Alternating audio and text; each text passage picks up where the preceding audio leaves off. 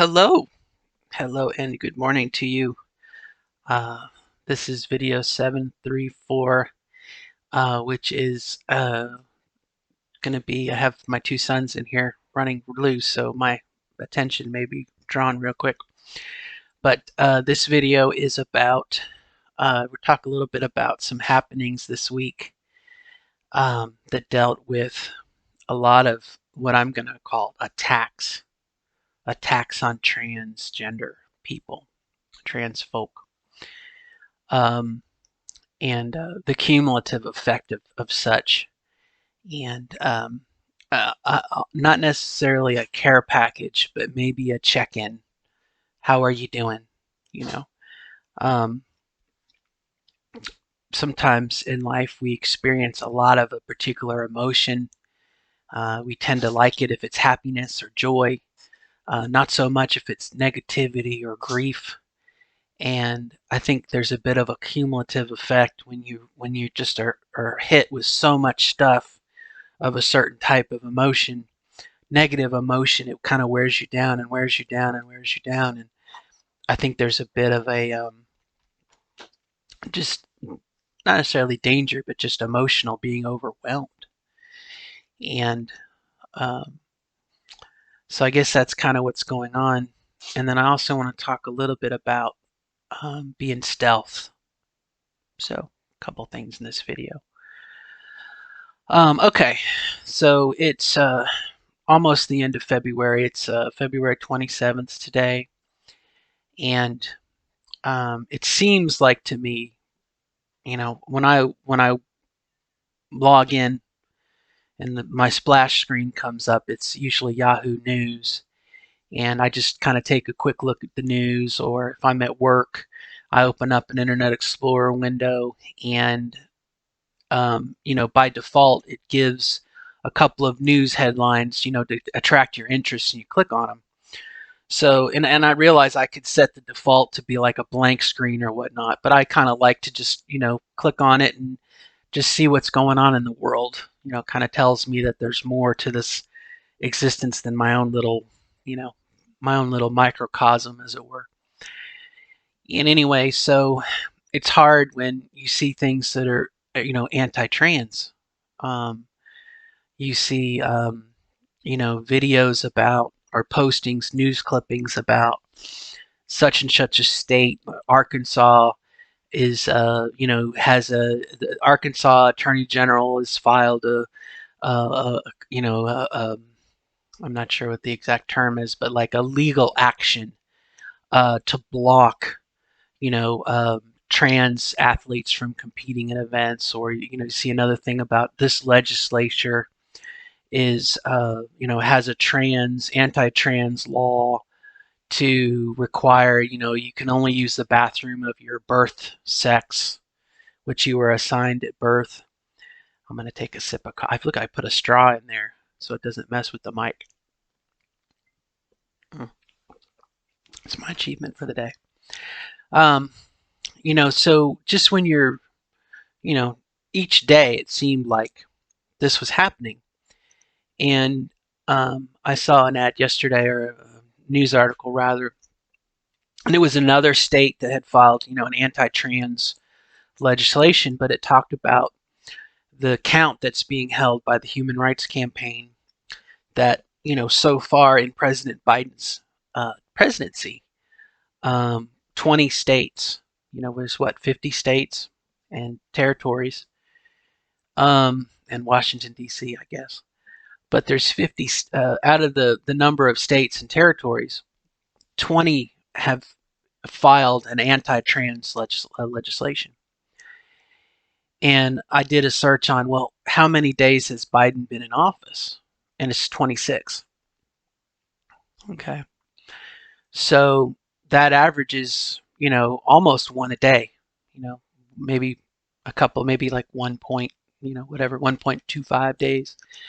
But, if not today, then tomorrow or the day after, 1 out of 3 days, 1 out of 2 days. And so over this period of time, in your face, in your face, in your face, anti-trans, anti-trans, anti-trans.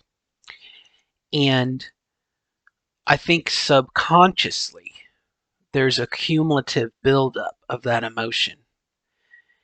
And, you know, what does it feel like?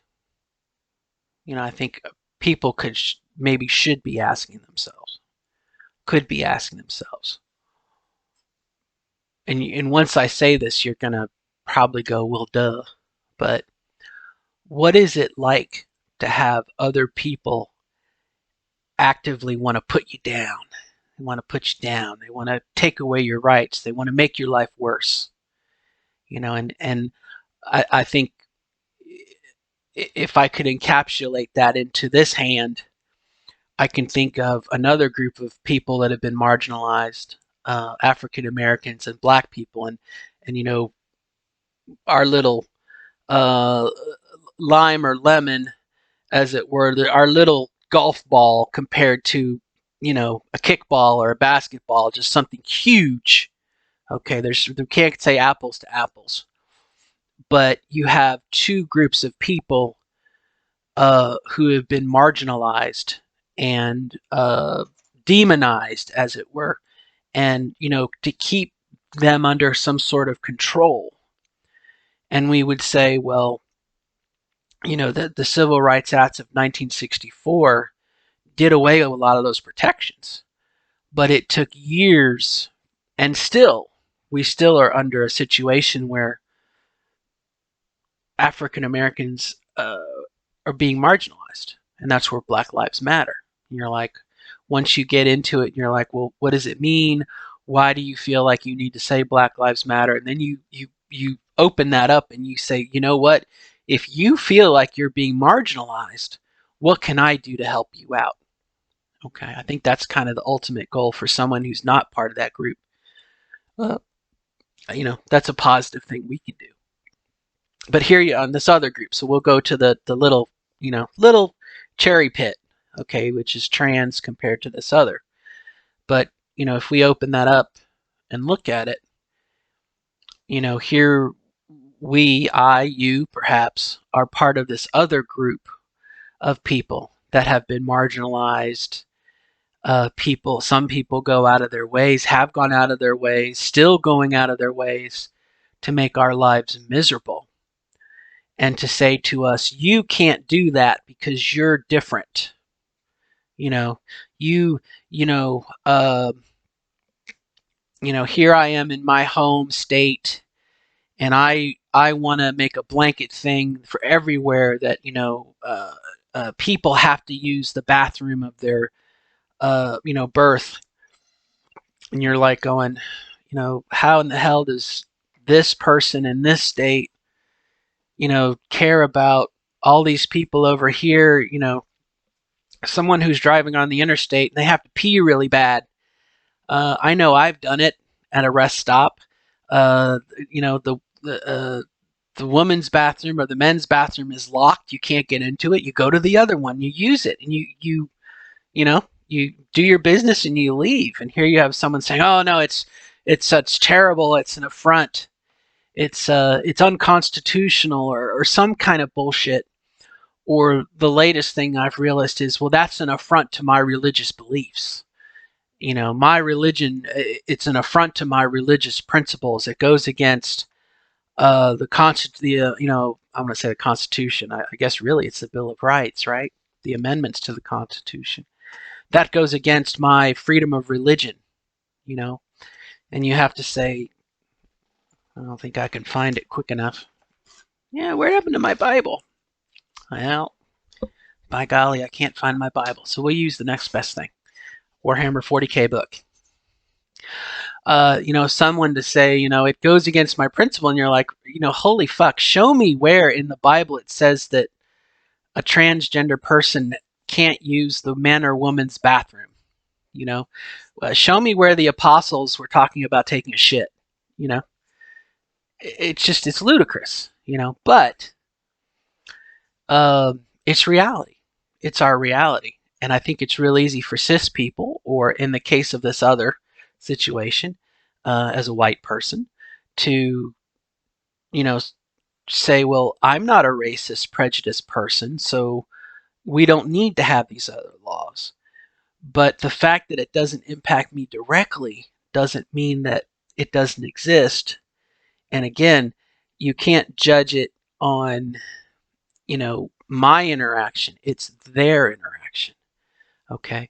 If an African American feels marginalized or discriminated against, there's your proof positive that change needs to happen. It's irrelevant of my opinion. It's their opinion. And so in this situation with the trans, here you have, you know, senators in the Congress. Unfortunately, in the current moment, they are Republican senators, and they're not very nice people to begin with. Mitch McConnell, Rand Paul is going to be probably our target in this video. Just an asshole to begin with, but you know, here he is in his own little world of and he's trying to dictate this behavior over here, and it doesn't impact him in any way, shape, or form. Okay, it's our problem, it's our situation. So ask us what we want, and ask us how we feel. And in this last week, he was interviewing, I believe Rachel Levine is her name. She's a trans woman. She's trying to be, you know, confirmed by the Senate. And he was totally brutish, and his behavior was deplorable. He was a bully. He was trying to get a reaction out of her, and he was mean to her just because she's a trans woman. And again, sorry, it's my mouse. Where was I going with that? It doesn't affect him in any way, shape, or form. If someone decides to use the men's room, it it, it it's very frustrating for someone else to try and make an opinion. It's nice to have support. It's nice to have allies.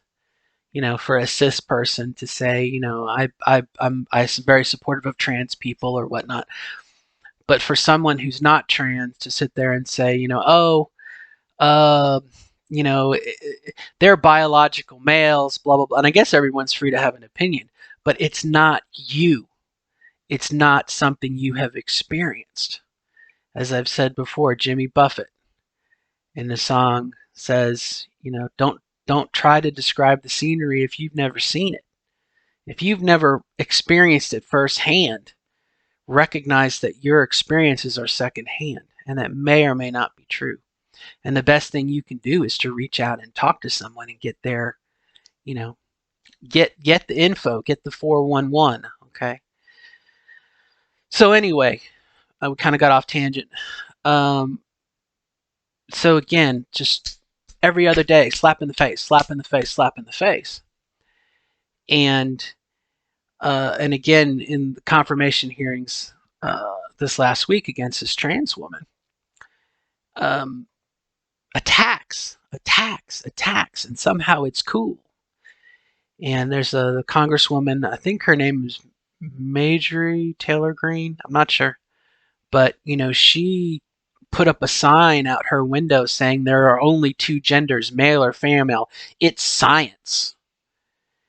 And she insulted another person who has a trans daughter, and she said something about your son, blah blah blah blah blah.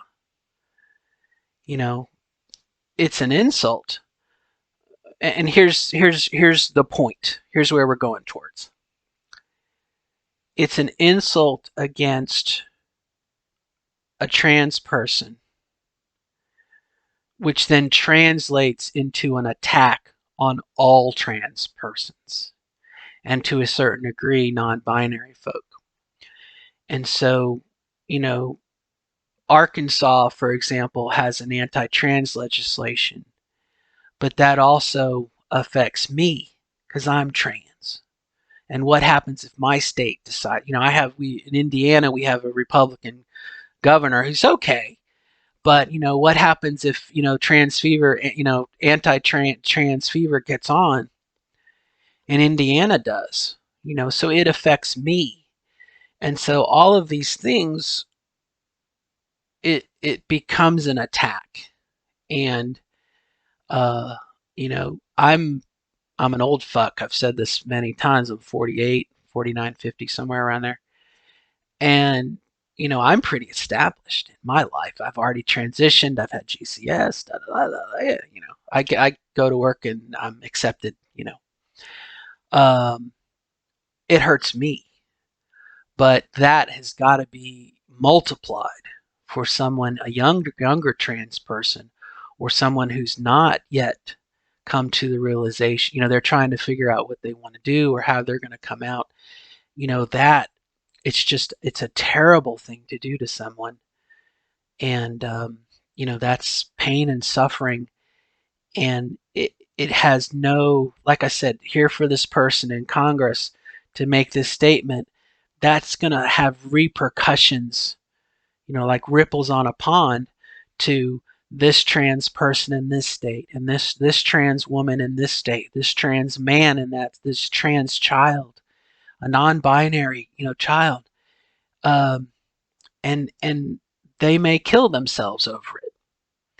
And for her, it's just scoring political points with her supposed base, or it makes her, whatever reason she gets her jollies. Um, the consequences is it destroys lives, it hurts people, and they're going to kill them. You know what I mean? Like one person, and what I wrote about yesterday, you know, uh, these people, I think are inconvenienced.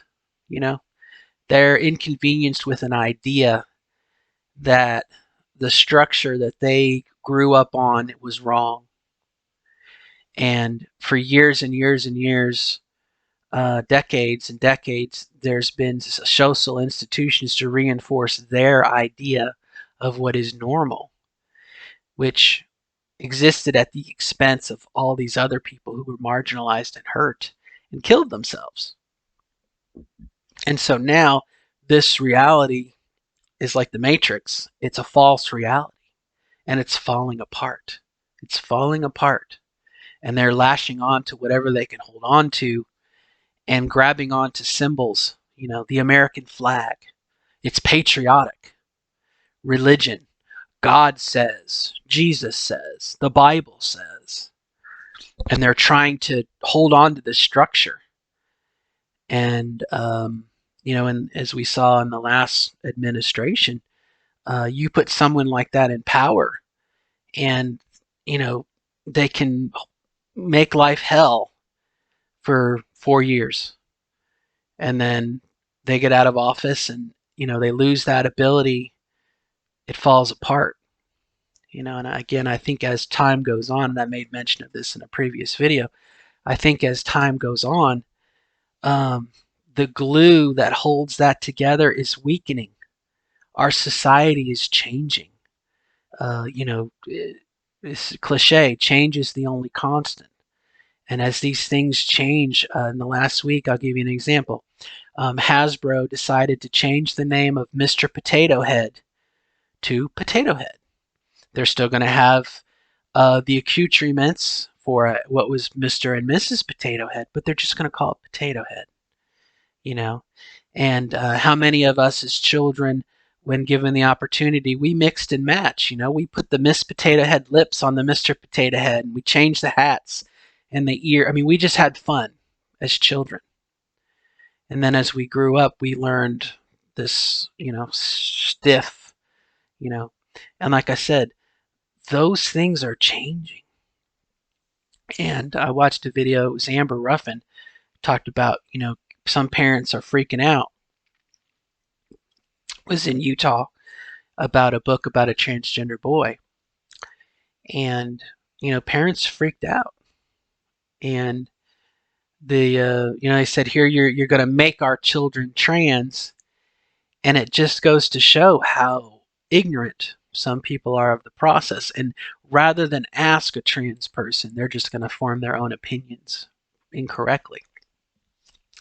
And if someone, a trans child knows they're trans from they may not be able to articulate it, but by the time they're reading a book, it's already, they're trans. I mean, you're born that way, so changing a book, banning a book or something is not going to prevent that. It's already happened because it's normal and it's natural. And so, again, but anyway, so I guess I just want to say that in the last month, there's a lot of fatigue, a lot of fatigue, a lot of trans fatigue for those of us who, are trans or are trans allies, or we have trans, we have, and also too, I think just to exist. And I think about, the future. I think about my daughter. My daughter would probably be considered non-binary, but she's a girl. She identifies as a girl, but she plays video game. Things that in our lives were stereotypically one or the other. And she has the freedom to do whatever the hell she wants to do. That is the future, if it not already. And so again, here you have these old, what I call islands of hate. And I always raise my hands. These islands of hate, like I said, they're grabbing on to whatever they can, whether it be religion or the American flag or something. And it's a dying breed. They're going to be marginalized. And again, you're always going to have groups of hate. But and I made a video about this too. We need to start to call it what it is: hatred and bigotry. And in the case of this last week, someone said, well, they're violating my constitutional rights to freedom of religion. We need to say, your religion is hatred. If your religion is being a bigot, believe it as much as you want, but you can't enforce your views on someone else. Like I said, call it what it is. So that's kind of the first chunk of this video. And I hope that if you do have a trans friend or non-binary, you just reach out to them and say, hey, how you doing? You doing okay? You all right? It's been kind of a crazy couple weeks. I support you. I just want to know I love you. I appreciate you. So that's kind of the first chunk of this video. The second chunk is going to be stealth.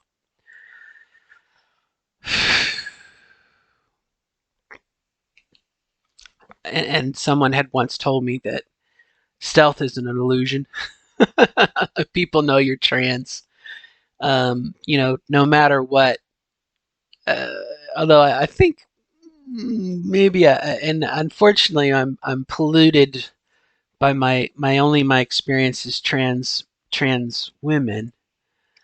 I think to somewhat trans men have, and of course, there's my own prejudice coming in. Don't describe the scenery if you've never seen it. But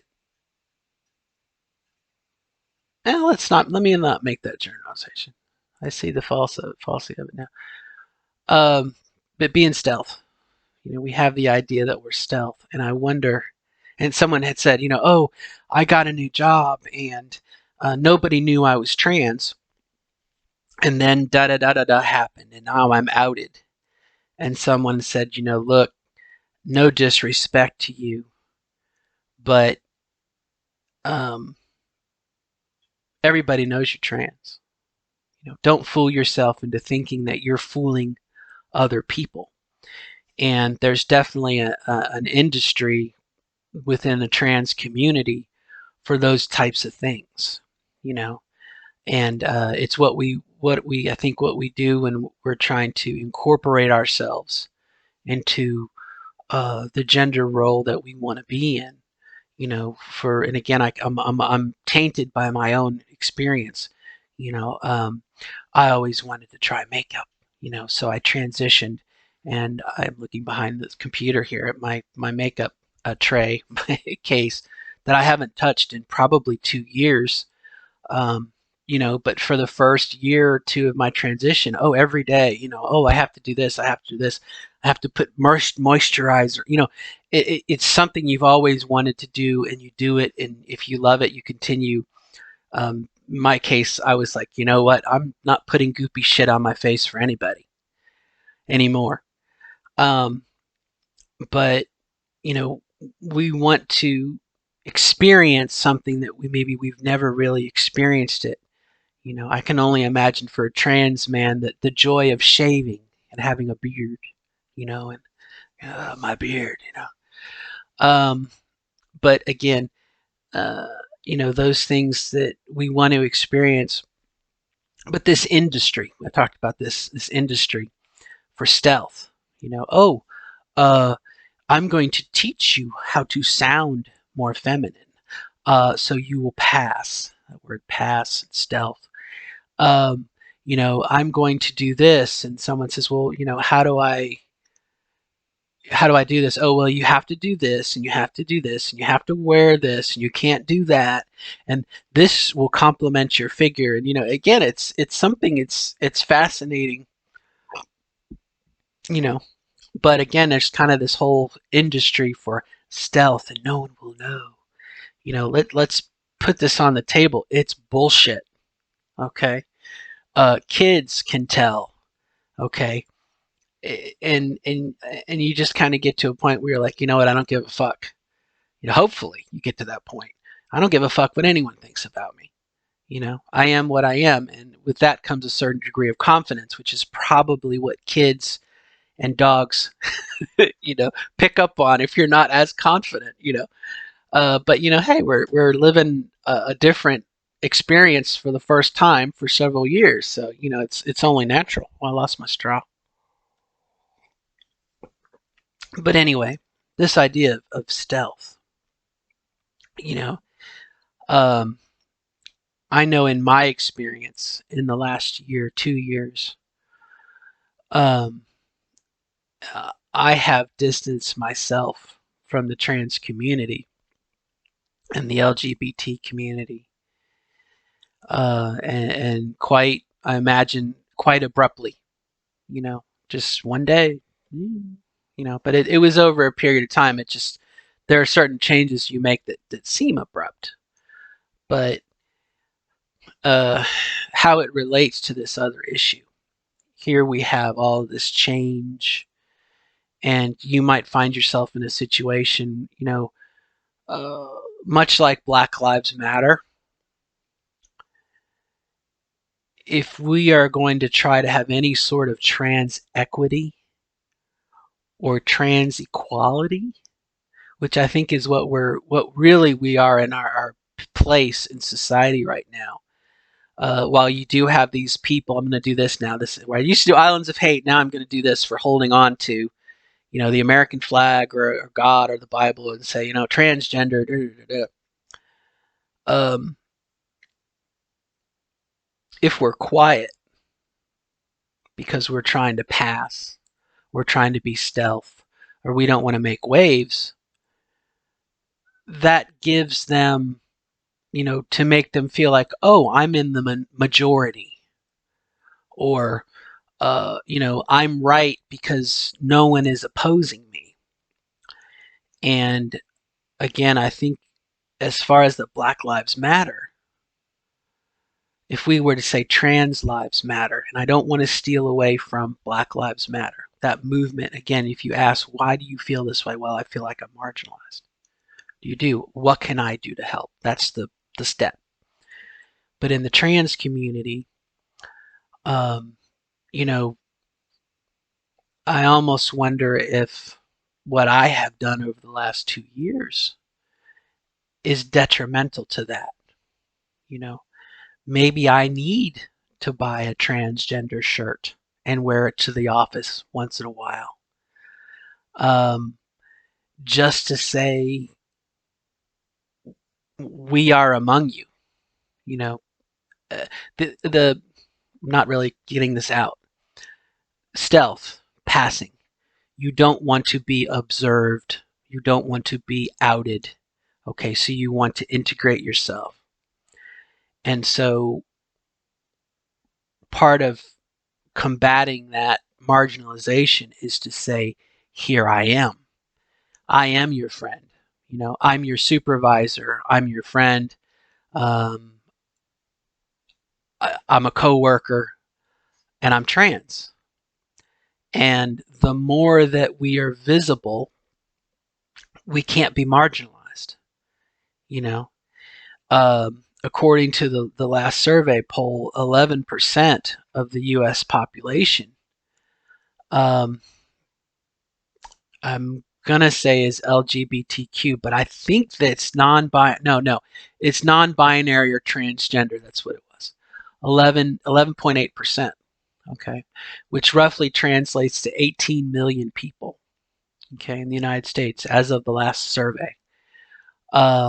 Things probably will change with the new census, but um, there's 18 million trans people and non-binary people in the United States. Um, I was going to say, how in the hell then can someone like Rand Paul be elected to the Senate? How many thousands of trans and LGBTQ and non-binary folks are in the state of Kentucky? And by being visible and connections and networking, let's say in the next election, they may get together and demonstrate or protest or just say, here we are. What was the saying in the 80s? We're here, we're queer, we're in your face. Not something like that, but just to say, don't marginalize me. I am, and my good friend Dawn did this. She wrote him a letter and said, I'm one of your you represent me in Congress. I'm one of your I'm going to say this, constituents. Yes, I got it right. Okay.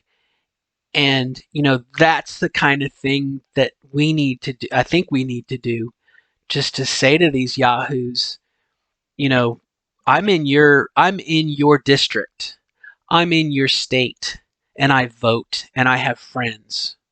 Not I don't want to say exert political pressure, but just a realization to say, if you're trying to score points with these people of I'm going to say, flag crushers, okay, like President Trump raping of American flag. If you're over here with the crunchers and trying to score points, you're disenfranchising, these other group of people.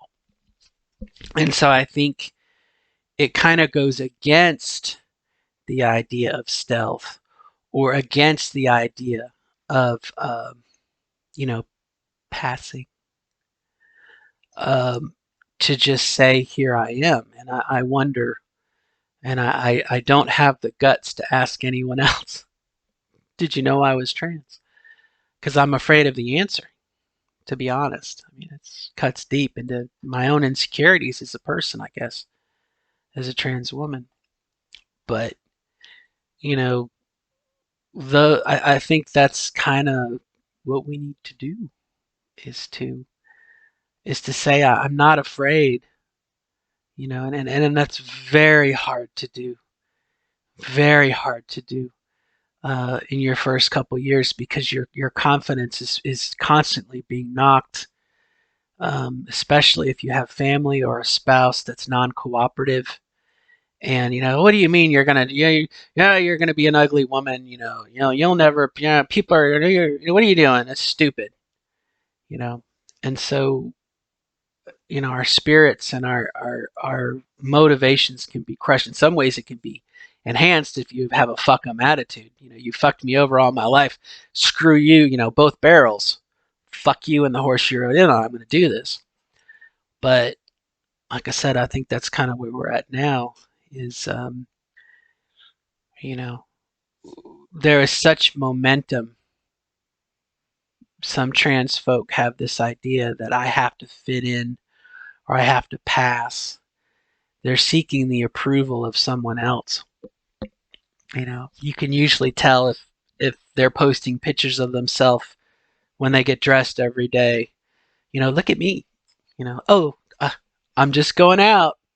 You know, uh, Again, I in the first 2 years, man, good for you. But if you're still doing that shit 4 years in your transition, um, you got a vanity problem or something. Your vanity's killing my bandwidth, my mobile data. Um, and again, I think that is counterproductive. We need to, and I hate to say we need to because then I'm trying to tell you what to do. I think it would be to our advantage if you would consider, um, you know, uh, talking about it, not being so secretive. And I'll say this too, in the last month, and it's got to be because President Biden got elected, and President Biden said, hey, we're going to treat everybody with respect, love, and respect, regardless of who you are, where you come from, the color of your skin, your sexual persuasion, your gender affiliation, doesn't matter. Your history, your race, your creed, your religion. We're going to treat everybody with respect. Okay. And people lost their motherfucking minds. Well, it's against my freedom of religion. Um, to treat everyone with love and respect.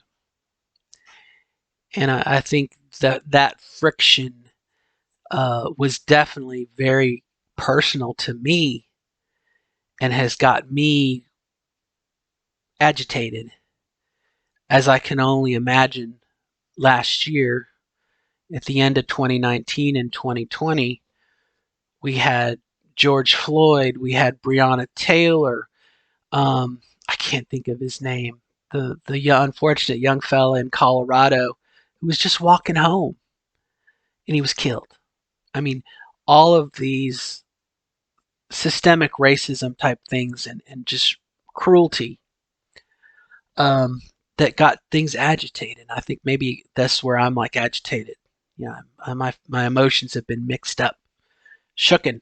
Okay, like glitter in a tube. Shake it up. Um, I think that has got me more aware, and I have become more visible and more. My Facebook posts now. Maybe last year it was being supportive of my, Black Lives Matter. And this year I'm very just bringing public awareness of trans stuff. Did you know? Blah, blah, blah, blah, blah. And, maybe last year I would have been afraid to do that because I was living under this myth, of, oh, I'm stealth. If I say something again about being trans or supporting a trans thing, people are going to think I'm trans. And I'll be honest, I was ashamed of that. I didn't want to be known as trans. You know, I wanted to be left alone. And I think, again, if that's the driving force, not necessarily complacency, but the driving force for a young trans person, and by young I mean first 2 or 3 years, um, to fade into the background and to be stealthy and to pass, then you know it it it's conducive to us being trampled over and being marginalized. Instead of be the person who stands up. In any old good movie, where someone's being bullied or oppressed and somebody stands up for them and says, no, that is my friend, and I don't want you to bully them. That's who we are, or that we can be called to that. So I guess that's the second part of this video is like I said, somewhat the danger of being marginalized. And someone pointed out, again, the whole thing with the Equality Act, that went through Congress, went through the House, okay. It's just asking for very basic, basic rights on a group of marginalized people, okay, LGBTQ, in the same way that the 1964 Act did for African Americans. Okay, we're both been marginalized. It's just now, uh, uh, you know, unfortunately, right wing, GOP. It's fun to poke fun at gay people, and you know, um, and maybe this is going to be the third thing, and I realize this is a long video, so I'll shut up soon. But I almost wonder, you know,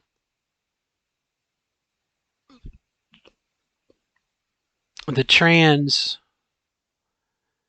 and non-binary to a certain degree, in some ways, kind of to me seems like the caboose on the gay and lesbian train. And sometimes I wonder if we need our own train. And let me share with you why. Um, there was a time we had a pride parade in Louisville a couple years. Actually, the last one I went to, it was 2 years ago before the virus, and it was the gay pride parade. And out of the people walking, there was like this sexual fetish. Like the first three or four, was guys in leather and girls in, leather and sexual, bondage and shit. And then, we got further back to me, and there's me and my daughter marching in the parade. And I'm just sitting here going, I, I'm all for equality, and I will fight to the death for you to be able to express yourself. But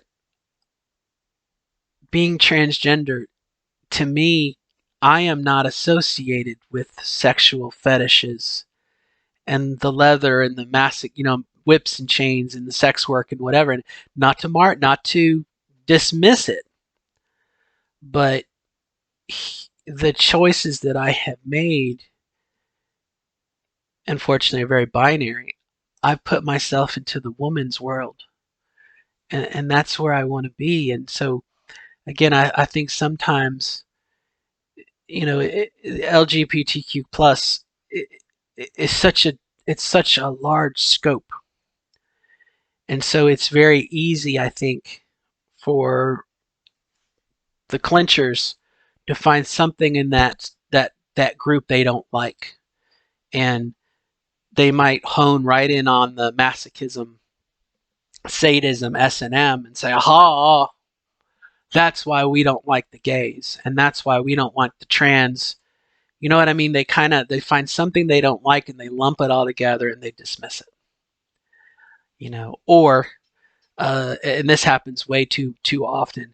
They associate that sort of freedom viewpoint liberalism with abortion. Okay, that's another. I forgot. That's probably I should add that. Make that the triumvirate of clinchers. The American flag, the Bible, and abortion. You can be a pretty open-minded person, and all of a sudden they're like, oh, well, they're pro-life. They don't believe in saving a baby. They're for killing babies. And you're like, well, what do you mean? Well, they're a woman's right to. They're against killing. I'm here to defend the right of the unborn, which is an imaginary thing. It's a fictional construct. They'll claim to do all this shit for this imaginary person who's not even doesn't exist, but they'll totally turn their back on homeless people and trans youth and young gay people and even young straight people, because their pursuit is up here at this unborn person, this imaginary person, but they'll totally say fuck you to real people who are having trouble. But again, it's clinchers. So anyway, lots of stuff to digest and unpack. In summary, it's been a hell of a first month, and that's the other thing. President Biden's done so much, and has done so much good for everybody. And I almost, the worst thing that Fox News could come up with was complaining about his dog, Champ. Saying that The worst they can do about Biden right now is complain about his dog. Okay. Um, but it's been such an emotional up and down, and validation and attacks on us. I suffer, you suffer when someone makes this generalization. And then the second part, um, I've already forgotten about.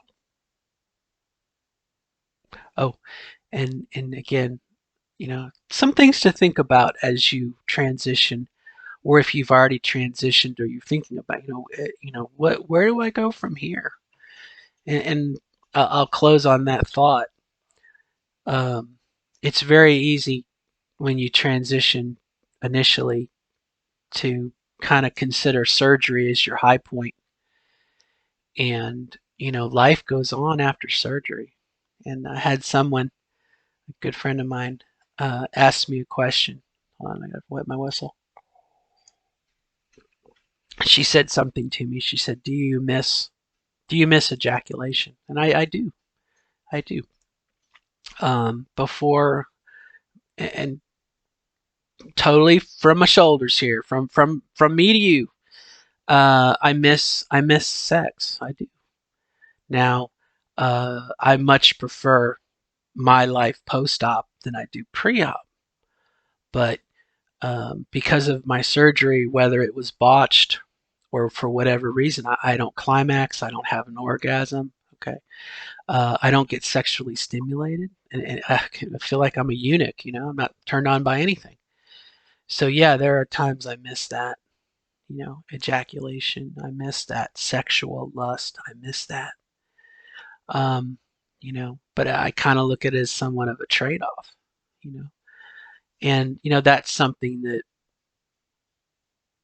I don't think many people will tell you. They'll paint over it and say, "Oh, it's so wonderful," and bullshit, bullshit. So nothing but the truth. Nothing but the truth. The truth will set you free. So on that note, I will sign off, and I wish you the best of luck in becoming your authentic self as you define it. And I definitely wish you the best of luck in your pursuits. Be who you want to be. Find out for yourself. Sometimes there's a bit of experimentation. You know, Makeup analogy. Sometimes you got to try a couple different foundations to find the one that works best with your skin. You know. Anyway, till next time. Bye. Good luck.